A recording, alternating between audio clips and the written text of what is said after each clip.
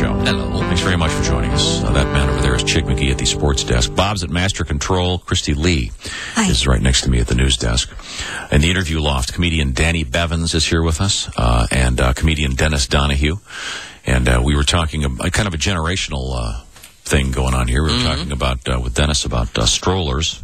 Dennis has not populated the earth. No. And I don't plan on it either. Okay, well, that's cool. I had the kids you were going to have. I got 5 of them, so I'm very happy to have them. And, all at once, like Octomom? Like, no. I did spread them out. We were talking about baby strollers. And the stroller technology is really unbelievable. Thank God for the American Stroller Association. Where would we be? No, they're great though. One-touch fold-up, that was the greatest thing ever. Yeah. You can just, and it folds right up, put it in the car. That always folded up with me still in it, though. That was the problem. Yeah, see, because you came in the early days when they had sort of metal hinges and you could put your finger in the wrong place. It had a big metal X in the back that your mom would put her pump on and push down to snap it open, and for some reason you'd hit a curb and it would just collapse back in on you. Danny and I were was talking. Always wanting to be folded. When we were kids, they didn't even have strollers. Yeah, I didn't have a stroller. They drag you around, and it wasn't like it is now. But the new ones are fat. What clan are you guys from? No strollers? The healthy clan. Exactly. No one was fat then. Yeah. But now I can remember. I'll also tell you this. I'm old enough to remember when there were aftermarket seat belts. Wow. This was when I was a really little boy. I can remember my aunt had aftermarket seat belts and seat belts. No one had seat belts. I remember a car enthusiast telling me, like, and the 64.5 Mustang, now it's seat belts. Everybody's like, whoa. Oh. Good idea, though. Glad they have them now. I mean, exactly. I'm not that old, but they didn't have seatbelt laws when I was growing up. I mean, do you remember when the seatbelts used to go down in between the cushions of the car? Mm-hmm. They didn't have. Then they were gone. Yeah. They didn't have seat belts when I was growing up. There were no seat belts. Yeah. That was that was for homos. I'm telling you. There's some people that dress like you, Donohue. Because you remember as a kid, you used to stand in between the 2 seats in the front of the car, like when your mom and dad were driving, and you'd stand up there, and that was the coolest thing ever. We used to play a game called Wii when I was a kid. Yeah? Yeah, Wii. Yeah, we used to have one of those old station wagons. Sure. Where the whole back seat would fold down to hard plastic. Sure. Oh, yeah. Oh, yeah. Me and my brother be on blankets, scrunched down by the back door. Where the gas tank is, Chick. Yeah. Yep. And then mom's going 50, 60, 70 on the highway. She hits the brakes. Whee! Right up into the front seat. Absolutely. Those were the days. What fun. Serious spinal injury. What my mom's ignorant, too. She'd be like, are you playing Wii, kids? Yeah. Is just playing Wii? You want mommy to break? Hit it, Ma. Those were the days. Yeah. Bench seats, all these things. Yeah. See, remember lost when you in our could actually culture. have your lady sitting right next to you? Oh, yeah. You had her sitting? Oh, yeah. Oh, yeah. Take a turn. The bench seats, can you even buy the necker knob. Remember the necker knob? The necker, that's the thing that goes in the steering wheel. We were talking about that. Was that an urban legend, or were those made illegally? Remember I think they are illegal, but I don't remember. Well, that. they are just now. a knob of acrylic, and So you could just drive with one hand? Yeah, you could actually just turn the wheel just with the handle. So your other arm could be around your baby? Absolutely. Right. Or reaching unless for my you're baby. chick, you know. You could grabbing my baby. Yeah. typically it would come with the accelerator that looked like a foot. Yeah. Very, very I cool. love that. That was very cool. Very cool. I forgot about those. What do I push that with? Yeah. If only somebody would invent something, part of the body. Remind me that what I my put there. foot. Now, Danny, we've talked about the fact that your dad was a Green Beret. You were in the military. You've gone overseas and done some stuff. But you have mentioned that your mouth gets you in a little bit of trouble. A lot of trouble. A lot. You did And that's how I got into this. Is I just got tired of getting fired. And, I've been fired from Every job. every job. I was fired from being a flight attendant.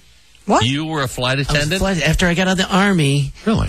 I got out of the Army because I got hurt. I'm sorry. I thought I was going to be in the Army for the rest of my life. That was my career. I was going to 20, you know what I mean? Maybe 30 or whatever. And You were injured? I was injured, and I just kind of fell apart. And I got this job as a bartender, and I was really just not doing anything. And my father came over to the apartment, and you got to get it together. Yeah. And he goes, and I found this in the newspaper, and it's a job. They're looking for people. And I look at it, it's a flight attendant. I go, seriously? I was just with the 82nd Airborne. Now I'm going to be with He didn't handing out peanuts. He had cut off the bottom part where it says "Family flies for free." He wanted free tickets. He's in psychological warfare using, I went to the gig, and it's in a hotel. It's in a conference room, and you walk in. There's 300 people in that room. 289 of them. Ladies. Women. And I went, then I met the men, and I was like, the odds got even better. You know what I mean? They weren't going to be any competition. Like me? Yeah, absolutely. And, but I ended up getting fired from that job. I told him as soon as I got the job, I go, listen, fly wherever you want to, but understand, I won't quit. I'll do my job and everything, but I'm going to get fired. It's going to happen. Because somebody's going to stand. They'd stand up in your face because they think you're a male flight attendant, like you're going to back down or whatever. I was tossing people off planes like you wouldn't believe. It was unbelievable. Guys get on there, throw their bag in the first class closet like they're going to keep it there. Just take it out, you got to put that in the overhead. Had one guy, he was with his girl, and he was like, had a couple drinks. He's like, I'm going to put it in the closet. That's where it goes. I just took the bag and tossed it into the jetway. And he's like, what are you doing? I go, well, that's being checked now. And that bag is coming. I go, now you're not coming with us. How do you want to play this game? But I was on a plane, and this guy had his. Nobody sees you coming when you don't care. You know what I mean? That's true. That's true. And and I would get these like old guys who own their own business. When I would work first class, they'd send these beautiful letters to the thing that I would like to hire Danny myself. It's fantastic. He did a great job, and then right at the end, like I'm gonna. Because if you get good letters, you get these kind of kudos. You get points for them and everything. And then right at the end, hey, thanks for not hiring any more of those, pillow biters. And you're like, what? Why you got to ruin it at the end?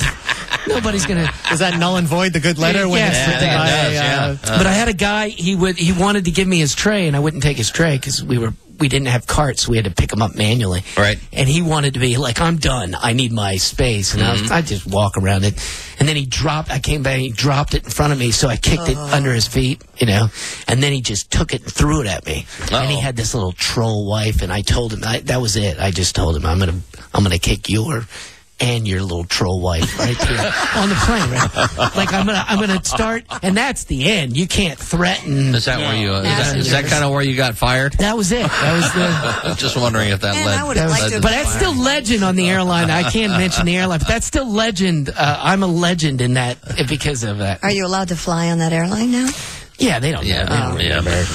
They'll take his money. They won't give him money. Yeah, you don't get that free flight thing anymore, do you? But flying isn't that fun anymore. You don't get that kind of excitement. No. Well, I don't know if they're hiring like they used to. I mean, they used to hire. Everybody was young. It was like it was like all the girls were right out of college and everything. It just kills me that people.